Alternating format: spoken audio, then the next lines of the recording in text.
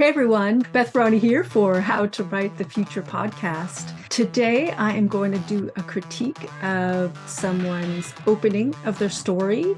They couldn't be here live with me due to technical issues, but I will share with you what her comments and questions are as we move forward. And just a reminder about who I am. I am a science fiction and fantasy writer and a writing teacher. I specialize in helping science fiction and fantasy writers craft their stories and polish them to a sheen so they can publish them. And I do that through my coaching mastermind program.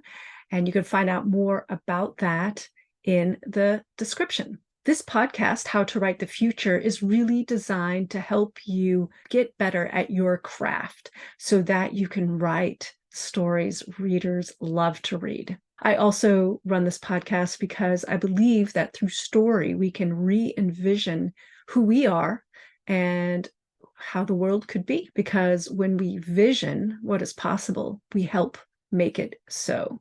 And we do that through words, and we do that through emotion, and we do that through sights and sounds and all the sensory details that make stories come alive. All right, so let's dive in, because one of the biggest questions I have been getting is how do I not overload background into my stories? Lots of people are asking me that. So let's dive in. I am looking at the content, the opening of a story from Barbarella Haymaker, and her story. Let's see, what can I tell you about her story? It is a deep world that she has developed. It's a YA paranormal mystery series with a great cast of characters and a sweeping plot. So we're going to look at the beginning and let's get started. So she started her story off with a dream sequence, and then we have the opening. So I elected to actually skip over the dream sequence for today's critique and look just at the opening. Oh, I need to turn on track changes. There we go. Now, here is the first sentence. Tia, it's your move. Tia. Now, I actually like this dialogue line as an opening sentence because it's short. I get a sense they're playing a game, and I assume Tia is our main character. And I admit I do know that from reading the dream sequence. And I think even if I hadn't read the dream sequence and the story started here, which is actually what I recommend to you, Barbarella, it would be clear to me. So I'm doing two things when I'm doing this edit. I am coming at this fresh, meaning I don't have her story notes. I don't even have a story summary. I only know that it's a YA paranormal mystery. And so let's read the second sentence. I'm going to highlight it and zoom in a little. I stared at the ancient-looking hand-carved tamarisk wood chessboard, which sat on a small round pedestal table between me and the board's owner. Marcus was my best friend and confidant. All right, so I read two sentences. I'm going to say that this sentence here, 24 words, that's not too long, but it felt a little long to me. I love this detail, ancient looking, hand carved tamarisk wood chessboard. To me, that was evocative, even though I don't know what tamarisk, what that means. If that relates to some culture, I'm willing to be open to learning what that is later. The part that I feel bogged the sentence down is all the details about the table. I would rather have fewer details, like maybe take out the word pedestal, a small round table between me and the board's owner. And I would like to know Marcus. I would like his name to be right here at the end of the sentence. And then that's great. Marcus was my best friend and confidant. That's lovely. So now I have this chessboard in the center view, and I get that she's across the table from her best friend and confidant. Okay, so now I have a warm feeling, and I'm wondering what is next. Okay, so I'm going to read the next few sentences. The style of chess games we play is unique. Okay, a few things jump out at me with this one sentence. One, I'm being told about the style of chess games, but I feel like I'm being popped out of the moment. I'm expecting this next step, her move. Instead of getting her move, I am now getting information, which without context in the beginning of a story, it jumps me out of the story, and it also jumps me. I have no reference point. Well, that's not true. I do know what chess is, and I know how to play the game. So when you tell me this is unique, that's interesting. I have to admit that's interesting, but it doesn't feel relevant to what I am expecting, which is what is the next move? And the next sentence takes me out of the story too. Mark taught me 5 years ago when I was 8. It was complicated, but after a few games, I figured out the extra steps. So I would just take all of this out and I would put it somewhere else in the story. I'm actually going to delete it so it lives in the deleted comments.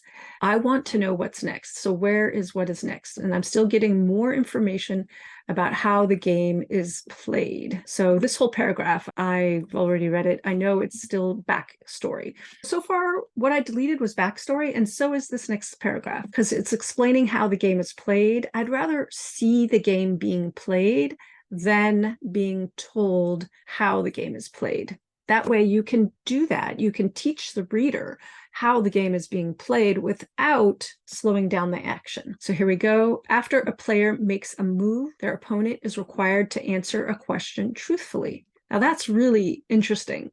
I would love to see that in action. There are 3 ways to win: by checkmate, if the opponent refused to answer, or by forfeit.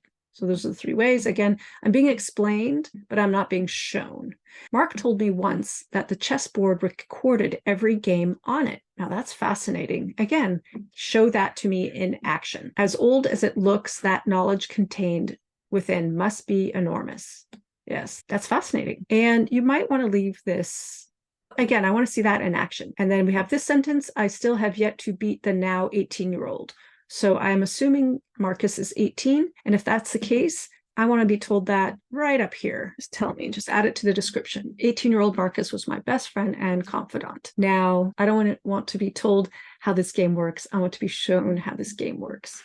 So if this game, let's look back into the notes. If 3 ways to win: by checkmate, if the opponents refuse to answer, or by forfeit. Okay, so Tia is being asked a question. She's staring at the chessboard. She's across the table from her best friend. I want her to answer the question. Answer the question. So what might Tia say here? Maybe she says, what? Because that's often what we say when we're not really keyed in. And then he can ask, and he doesn't need to say her name again because they're best friends. Best friends usually don't. People who are intimate with each other as friends and more, they often don't say each other's names unless they're trying to get each other's attention. So he could ask, you could even say, Marcus asked, do you still have nightmares? Now, something that would be fun to add here is a little bit more about Marcus. Is he an energetic person? Is he a very still person? You could describe a movement that he makes and use the environment here. I don't know anything about Marcus, so I'm going to leave it blank. We have Tia shrugging, and I'd rather say I shrugged. It's actually more active, ironically, than the ing. Ed, it gives us a sense of action, whereas ing, we're often trying to convey an action happening at the same time something else is happening, and that isn't necessary most of the time. So let's have her answer. I shrugged. I doubt I will ever have a night without them. The dream changes sometimes. I've had a couple of times where items like books and pictures floated around the room, which makes no sense. So without the reader knowing anything about her nightmares, I feel like she's nonchalant here, like it's no big deal, which maybe is what she is conveying. And dreams don't make sense. So it'd be interesting if Marcus said something here about the dreams. If you are going to open your story with a dialogue, really make it a give and take. And I'll read one more paragraph for the purpose of our critique. Moving my queen out of harm's way, I asked, feeling the uneasiness of my friend, what is really worrying you, Marcus? I'm going to just pause here. We have this statement, feeling the uneasiness of my friend. So if he is really uneasy, I want to see that. How do people show they are uneasy? One way they do it is they roll their shoulders, or they frown, or they roll their shoulders and they frown. So I added in 3 physical actions. Marcus rolled his shoulders and frowned, not meeting my eye. So now we have 3 actions that all convey something is wrong.